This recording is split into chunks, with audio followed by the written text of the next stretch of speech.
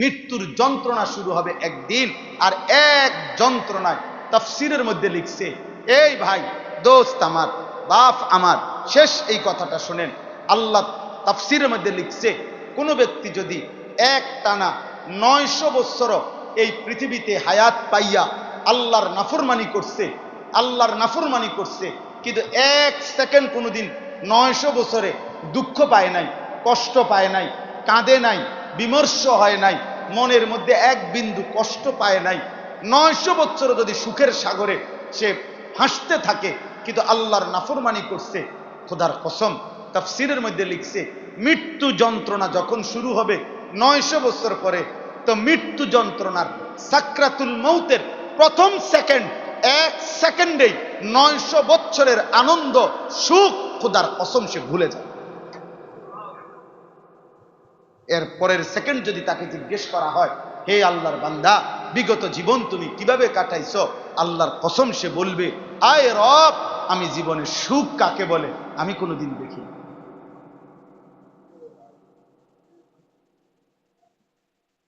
900 বছরের আনন্দ 9000 বছরের আনন্দ ভুলায়।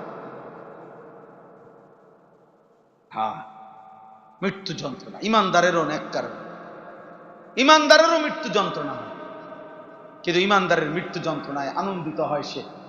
ইমানদারের সাকরাতুল মউত যখন শুরু হয়, মুমিন মুত্তাকি, তো সে তখন খুশি হয় যে হ্যাঁ, আমার মালিকের মোলাকাতের সময় হয়ে গেছে, আমার বন্ধুর সাক্ষাতের টাইম হয়ে গেছে।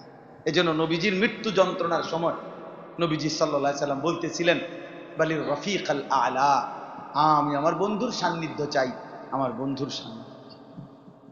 নবীজি সাল্লাল্লাহু আলাইহি সাল্লাম, হযরত নূহ আলাইহিস সালামকে মৃত্যুর যন্ত্রণার সময় জিজ্ঞেস করা হয়েছিল, আমার কাছে কিতাব আছে, আমার গাড়িতেও আছে, ওয়াজাআত সাকরাতুল মাউত বিল হক, এটাই একটা কিতাব আছে, ডক্টর আইজ আল কারনি, কি না পড়বে, অসাধারণ বই, অনেক সুন্দর।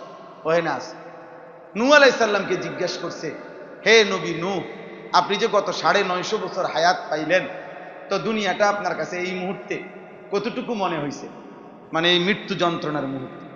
ওই কিতাবে আছে, নূহ আলাইহিস সালাম বলেন, একজন ব্যক্তির একটি ছোট্ট ঘর, যে ঘরের 2টা দরজা, এই দরজা দিয়া ঢোকে, এই দরজা দিয়া বাইর হয়, উনি বলেন, আল্লাহর কসম, আমার মনে হচ্ছে বিগত 950 বছর আমি যেন ওই ছোট্ট ঘরের এই দরজা দিয়া ঢুকছি, এই দরজা দিয়া বাইর হইলাম, এই দরজা থেকে দরজা বাইর হইতে যে দূর ফাঁকা, যে দূর টাইম, আমার মনে হয়েছে আমার বিগত 950 বছর এই কদ্দুর। জেনার শাস্তি যদি কাউকে দেওয়া হয়, তাহলে উপস্থিত ইমানদাররা যেন সম্মিলিতভাবে একসাথে দেখে, চোখে যেন দেখে তার পরিণতি কি হচ্ছে। কোরআন শরীফের আয়াত, ওয়ালিয়াশহাদ আযাবাহুমা তাইফাতুম মিনাল মুমিনিন। আল্লাহ বলছে, অবিবাহিত ছেলে মেয়ে 100 ব্যত্রাঘাত করবেন চামড়ার চাবুক দিয়া, যেন প্রতি আঘাতে কলজা ছিঁড়া যায়, 1000 বছর যেন মনে পড়ে। একজন আমার আজকে বলতেছে, হুজুর, এক জায়গার কথা বলতেছে, হুজুর এত রাস্তা ভাঙ্গা, গত 15 দিন আগে আমি গেছি, হুজুর আসছি, আজ 15 দিন পরেও মন হইল আমার সাথে দেখা কর, ওই ভাঙ্গা রাস্তার কথা মনে হয়। মানে উনি আমারে বুঝাইছে, হুজুর আপনারা কেমনে প্রত্যেক দিন জার্নি করেন, এইটা বুঝেন আর কি। আমার বলতে এক মৌলানা সাহেব আমাকে পরিচিত, উনি বলতেছে, হুজুর আমি 15 দিন আগে গেছি ওই ভাঙ্গা রাস্তার ঝাঁকড়ানিতে, আমার আজকে 15 দিন পরে এখন মনে হইলো শরীরের দেখা না করে।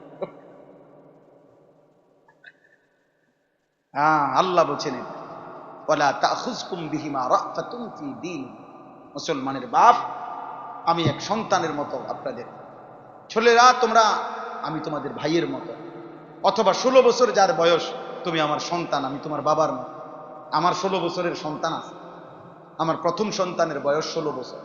তোমাদেরকে বলছি, বা অসভ্যতা, ব্যভিচার, নারী পুরুষের অবাধ, মোবাইলে হোক আর বাস্তবে হোক, নারী পুরুষের অবাধ সম্পর্ক, এই জিনা, ব্যভিচার, নারীর ছবি, অশ্লীল দৃশ্য, নাটক, সিনেমা দেখা, এটা একটি সমাজকে শান্তি দেবে না। আজ না হয় কাল বন্ধু, দোস্ত, একবার পিছলাইয়া পড়লে আরেকবার সোজা হইয়া দাঁড়াইতে সময়। ফিলিস্তিনের মুসলমান পিছলা খাইছে আজকে ৭৬ বছর, ইসরায়েলের বেঈমানদের হাত থেকে এখনো নাজাত পায়। 1948 সাল থেকে ফিলিস্তিনের মুসলমান রক্ত দিচ্ছে। আজ যদি গাজার মাটি মোটর দিয়া পানি উঠায়, আমার তো মনে হয় গাজার মাটিতে স্বাভাবিক পানি উঠবে না, মোমেনের চোখের পানি উঠবে। আর যদি গাজার মাটি চিপ দেয় তো পানি বের হবে না, মোমেনের রক্ত বের হবে এখানে।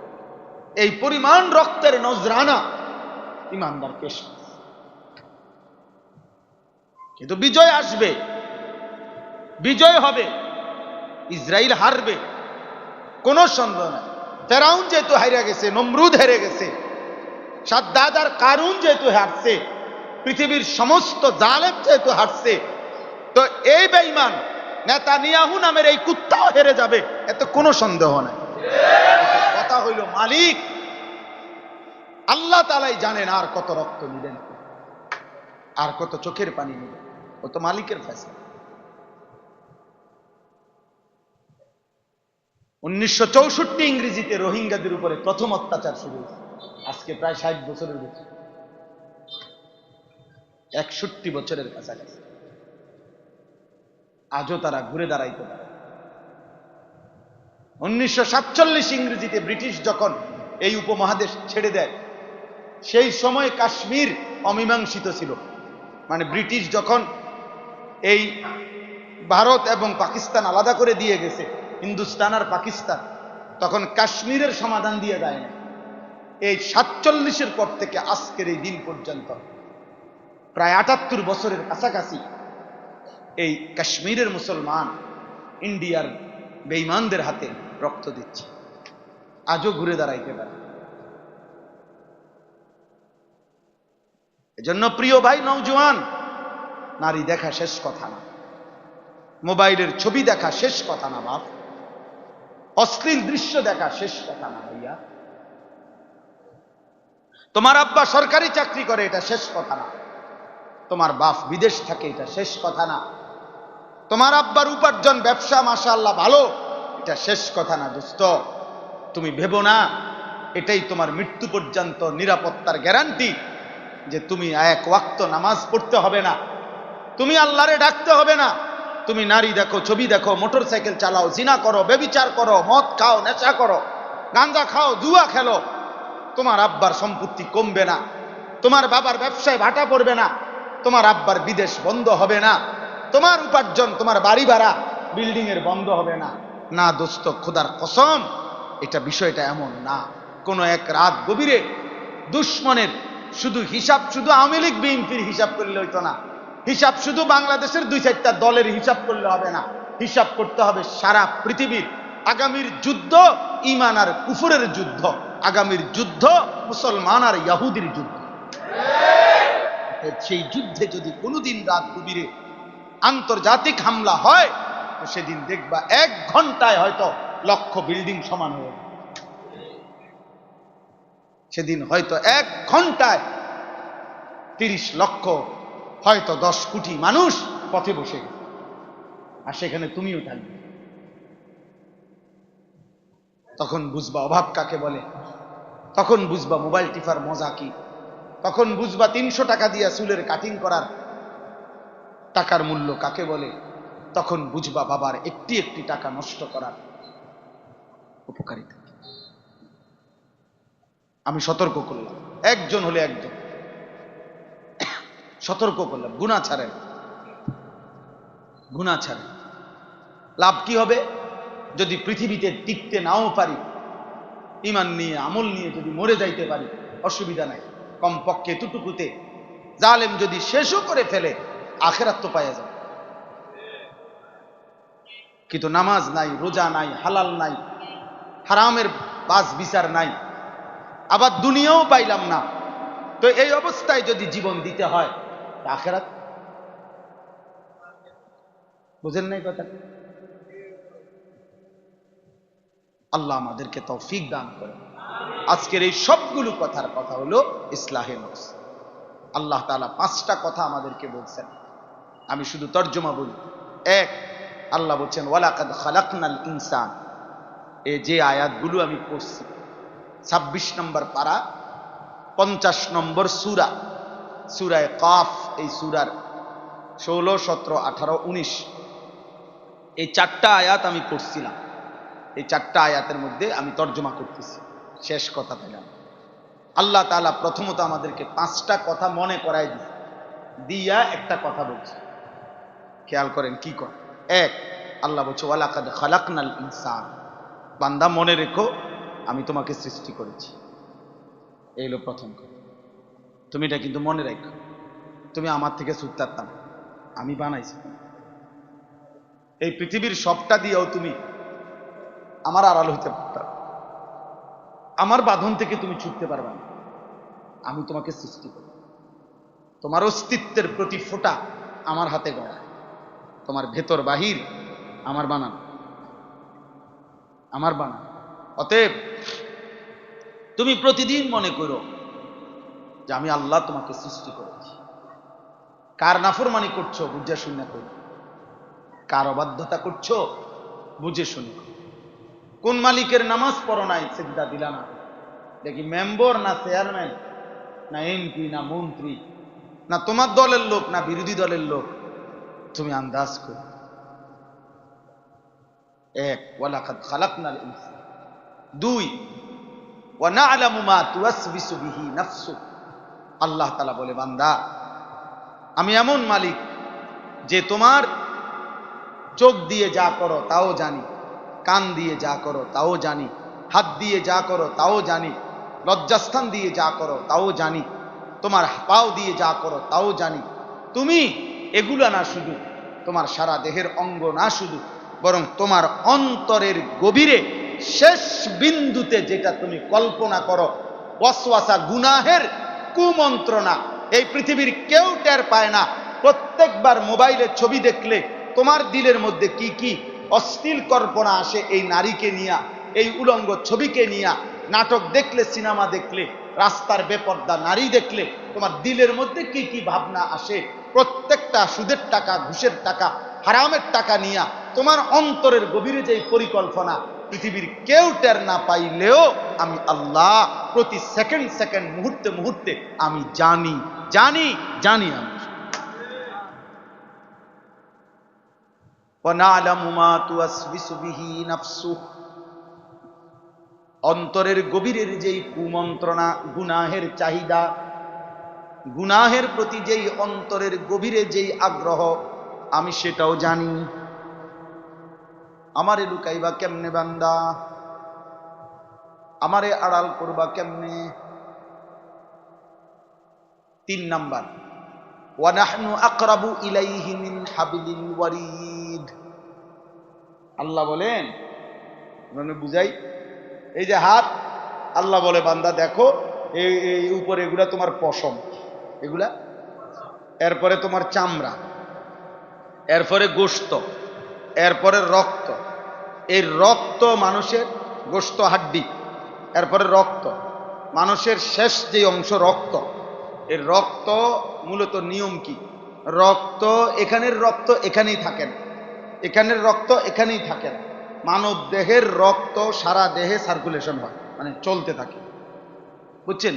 তো এই রক্ত চলাচলের জন্য রক্তের সাথে সূক্ষ্ম নালী আছে, শিরা আছে আর কি, রক্তবাহী শিরা, স্যালাইনের তারের মতো চিকন, আরো সূক্ষ্ম, ওইগুলোর মাধ্যম দিয়া সারা দেহের রক্তের কি হয়, সার্কুলেশন হয়, মানে রক্ত সরবরাহ হয়, চলতে থাকে আর কি, সারা দেহে ঘুরতে থাকে। তাইলে আল্লাহ তাআলা বলেন বান্দা এই পশম, চামড়া, গোশত, হাড্ডি, রক্ত, রক্তের প্রবাহিত যেই শিরাগুলো, যেগুলোর মাধ্যমে তোমার সারা দেহে রক্ত চলে, ওইগুলা তোমার অস্তিত্বের যেই শেষ প্রান্তে আমি আল্লাহ তার চাইতেও বেশি তোমার কাছে। ওয়ারিদ মানে ওয়ারিদের মূল সারা দেহে, এখানে আমরা যে শাহরগেরও কাছে বলি, এটাও এটা, মানে এখানেও রক্তনালী আছে। আল্লাহ বলেন ওয়া নাহনু আকরাবু ইলাইহি মিন হাবলিল ওয়ারিদ, তোমার দেহের শেষ যেই রগ রেশা, রক্ত প্রবাহিত শিরা উপশিরা, আমি আল্লাহ তার চাইতো কাছে, আমারে ফাঁকি দিবা কেন? বলো না যুবক, আল্লাহকে ফাঁকি দিবা কেন? রাত 2টায় লাইটে না নিবাইছো আল্লাহরে, ইয়ারফোনে না লাগাইছো কানে, আল্লাহকে ফাঁকি দিবা কেন? ইয়ারফোন লাগাইলে আল্লাহ বোঝে না, কথা বলে না। রাত বেশি হয়ে গেলে আল্লাহ বোঝে না, লাইট নিবাইলে আল্লাহ বোঝে না, সিটকারি লাগাইলে আল্লাহ বোঝে না, আব্বা মা ঘুমাই গেলে আর আল্লাহ টের পায় না। তাহলে ওমা তাকুনু ফি শা'নিন ওমা তাতলু মিনহু মিন কুরআনিন ওয়ালা তা'মালুনা মিন আমালিন ইল্লা কুন্না আলাইকুম শুহুদান ইদ তুফিদুনা ফীহ। রব্বুল আলামিন বলে, বান্দা তুমি যেই অবস্থায় থাকো না কেন, আমার কোরআন থেকে তুমি যেটুকুই পড়ো না কেন, যখন তুমি যেই আমলই করো না কেন, যখনই তা করতে থাকো, খোদার কসম আল্লাহ বলে, ইল্লা কুন্না আলাইকুম শুহুদান, আমি আল্লাহ তোমার সামনেই থাকি, আমি সামনেই থাকি বান্দা। তুমি যখন নারী দেখতে থাকো, আমি সামনেই থাকি। তুমি যখন তাহাজ্জুদের সেজদায় কাঁদো, আমি সামনেই থাকি। মদের আড্ডায়, জুয়ার আড্ডায়, নেশার আড্ডায় যেই যুবক রাত কাটায়, আল্লাহ বলে, বান্দা আমি সামনেই আছি। রাত গভীরে তাহাজ্জুদের সেজদা দিয়ে যে তার মালিকের কাছে কাঁদে, আল্লাহ বলে, বান্দা চোখের পানি ফেলা, আমি দেখছি রে বান্দা।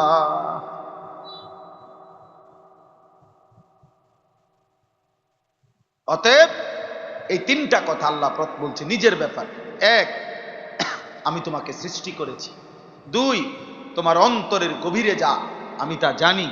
3, আমি তোমার অস্তিত্বের সবচেয়ে কাছে, তোমার দেহের, তোমার অস্তিত্বে আমি সবচেয়ে কাছে। 4, ইয ইয়াতালাক্কাল মুতালাক্কিয়ানি আনিল ইয়ামিনি ওয়া আনিশ শিমালি কাঈদ। আল্লাহ বলেন 4 নম্বরে 24 ঘন্টা তোমার ডানে এবং বামে আমি আল্লাহর নির্ধারিত 2 জন ফেরেশতা আছে, আছে না? ইয ইয়াতালাক্কাল মুতালাক্কিয়ান আনিল ইয়ামিনি ওয়া আনিশ শিমালি কাঈদ। 24 ঘন্টা বান্দা ডানে বামে 2 জন ফেরেশতা বসে আছে, তোমার জিন্দেগি লিখছে। কিয়ামতের দিন এই 2 ফেরেশতা প্রত্যেক মানুষের সাথে থাকবে। এরপরে আর একটু পরে আছে, ওয়াজাআত কুল্লু নাফসিন মাআহা সাইকুম ওয়া শাহীদ। আল্লাহ বলেন এই 2 ফেরেশতা কিয়ামতের দিন হাসরের ময়দানে তোমারে নিয়ে আসবে বান্দা। হাসরের মাঠে কেমনে আনবে? একজন পিছনে থাকবে, তোমারে আগে বাড়াইতে থাকবে, আরেকজন সামনে তোমার আমলনামার ফাইলটা হাতে নিয়ে আল্লাহ পাকের সামনে তোমারে পেশ করবে। একজন সায়েক, একজন শাহীদ। একজন থাকবে পিছনে, তোমার বলবে আগে বাড়ো আগে বাড়ো, আর আরেকজন থাকবে সামনে তোমার ফাইল হাতে, উনি তোমার আল্লাহর সামনে উপস্থিত। প্রত্যেকে ওয়াজাআত কুল্লু নাফসি লাকাদ কুনতা ফি গাফলাতিন মিনহা। আল্লাহ বলেন এই আখিরাত থেকে তুমি গাফেল ছিলা, আজ তা দেখো, আজ তা দেখো বান্দা। তো তাইলে বললাম 5 নাম্বার, মা ইয়ালফিজু মিন কাউলিন ইল্লা লাদাইহি রাকিবুন আতীদ। এই 5 নাম্বার হলো আল্লাহ বলে তোমার এই 2 ঠোঁটের মাঝখানে যে জিহ্বা, এই জিহ্বা দিয়ে তুমি যা বলো, ভালো মন্দ, উপকারী অপকারী, জিকির তেলাওয়াত, গালি গালাস, পাক নাফাক, হালাল হারাম, অশ্লীল কথা, অসভ্য কথা, নোংরা কথা, গালি গালাস, আবার ইমানের কথা, আমলের কথা, তেলাওয়াত, জিকির, তাসবিহ, আল্লাহ বলে যা কিছু তোমার জবান দিয়ে বের হয়, আমার আরেকজন ফেরেশতা তৎপর চৌকান্না, উনিও 24 ঘন্টা তোমার শুধু মুখের কথাগুলো, জবানের উচ্চারণগুলো আলাদা লিখছে। এই কয়টা হইল? 5। 1, আমি তোমাকে সৃষ্টি করেছি। 2, তোমার অন্তরের গভীরে যা আমি জানি। 3, তোমার অস্তিত্বের সবচেয়ে নিকটে আমি আমি 4 ডানে বামে তোমার কি আছে? 2 জন ফেরেশতা আছে। 5 তোমার জবানের কাছে আমার আরেকজন ফেরেশতা তোমার জবানের প্রতি উচ্চারণ লিখছে। আল্লাহ বলেন এই 5টা জিনিস থেকে তুমি নিজেকে আড়াল করতে পারবা। ভাবো তো জীবনের কোন ঘন্টায়, হায়াতের কোন দিন, হায়াতের কোন দিন সম্ভব? আল্লাহ বলেন অতএব এই 5টি ব্যবস্থাপনার অধীনে থেকে তোমার ওয়াজাআত সাকরাতুল মাউতি বিল হক, ভালো করো আর মন্দ করো, কাজে লাগাও আর নষ্ট করো, তুমি পাপ করো আর পুণ্য করো, নেকি করো আর গুনাহ করো, হালাল করো আর হারাম করো, এই অবস্থাতেই তোমার মৃত্যুর যন্ত্রণা সত্যি সত্যি আসবে। মৃত্যু আসবে। দালিকা মা কুনতা মিনহু তাহিদ, যেই মৃত্যু থেকে তুমি বারবার পলায়ন করেছিলে, বাঁচতে চেয়েছিলে, যেই মরণ তুমি কখনোই চাও নাই, মরতে তুমি চাও নাই, কিন্তু আল্লাহ বলেন সেই মৃত্যু আসবেই আসবে। কামে লাগাইলেও আসবে, কাজে না লাগাইলেও আসবে। সুখে থাকলেও মরে যাবা, দুঃখে থাকলেও মরে যাবা, আনন্দে থাকলেও মরে যাইবা, বেদনায় থাকলেও মরে যাইবা, রাজপ্রাসাদে থাকলেও মরে যাবা, জীর্ণ কুঠির কুড়ে করে থাকলেও মরে যাবা। জীবনে যদি কোনোদিন নাও কাঁদো তবুও মৃত্যু হবে, জীবনে যদি কোনোদিন নাও হাসো তবুও মৃত্যু হবে। 3 বেলা যদি ঠিকমতো খাইতে পাও তবুও মরে যাবা, 3 বেলা যদি ক্ষুধার্তও থাকো তবুও মরে যাবা। তাহলে আল্লাহ বলেন শুধু মরণ না, মৃত্যুর যন্ত্রণা শুরু হবে একদিন। আর এক যন্ত্রণায় তাফসীরের মধ্যে লিখছে, এই ভাই দোস্ত আমার, বাপ আমার, শেষ এই কথাটা শুনেন। আল্লাহ তাফসীরের মধ্যে লিখছে কোন ব্যক্তি যদি এক টানা 900 বছর এই পৃথিবীতে হায়াত পাইয়া আল্লাহর নাফরমানি করছে, আল্লাহর নাফরমানি করছে, কিন্তু 1 সেকেন্ড কোনোদিন 900 বছরে দুঃখ পায় নাই, কষ্ট পায় নাই, কাঁদে নাই, বিমর্ষ হয় নাই, মনের মধ্যে এক বিন্দু কষ্ট পায় নাই, 900 বছর যদি সুখের সাগরে সে হাসতে থাকে, কিন্তু আল্লাহর নাফরমানি করছে, খোদার কসম তাফসীরের মধ্যে লিখছে মৃত্যু যন্ত্রণা যখন শুরু হবে 900 বছর পরে, তো মৃত্যু যন্ত্রণার সাকরাতুল মৌতের প্রথম সেকেন্ড, 1 সেকেন্ডেই 900 বছরের আনন্দ সুখ খোদার কসম সে ভুলে যায়। এর পরের সেকেন্ড যদি তাকে জিজ্ঞেস করা হয়, হে আল্লাহর বান্দা বিগত জীবন তুমি কিভাবে কাটাইছো, আল্লাহর কসম সে বলবে, আয় রব আমি জীবনের সুখ কাকে বলে আমি কোনোদিন দেখিনি।